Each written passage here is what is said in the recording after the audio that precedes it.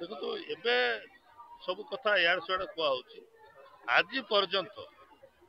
ଯୋଉ ବିଧାୟକ ବେମାର ପଡୁ କି ତା ଦେହ ଖରାପ ହଉ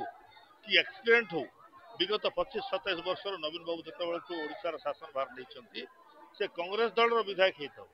ସେ ଭାରତୀୟ ଜନତା ପାର୍ଟିର ବିଧାୟକ ହେଇଥାଉ ଆମ ଦଳ କଥା ତ ଛାଡ଼ି ଦିଅ ସମସ୍ତଙ୍କର ଭଲ ମନ୍ଦ ନବୀନ ପଟ୍ଟନାୟକ ବୁଝନ୍ତି ଏବଂ ସମସ୍ତଙ୍କର ହସ୍ପିଟାଲର କଣ ଆବଶ୍ୟକତା ଅଛି କୋଉଠି ଡାକ୍ତର ଆବଶ୍ୟକତା ଅଛି ଦରକାର ହେଲେ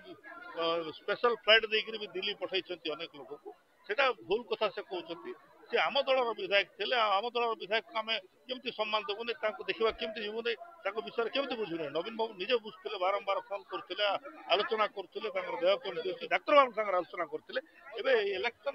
ପାଇଁ ସେ ଇଆଡେ ସିଆଡେ କଥା କହୁଛନ୍ତି କୁହନ୍ତୁ କିଛି ଫରକ ପଡିବାର ନାହିଁ ଲୋକ ଠିକ ଅଛନ୍ତି ବିଜୁ ଜନତା ଦଳ ସପକ୍ଷରେ ନିଶ୍ଚିତ ଭାବରେ ଲୋକ ଅଛନ୍ତି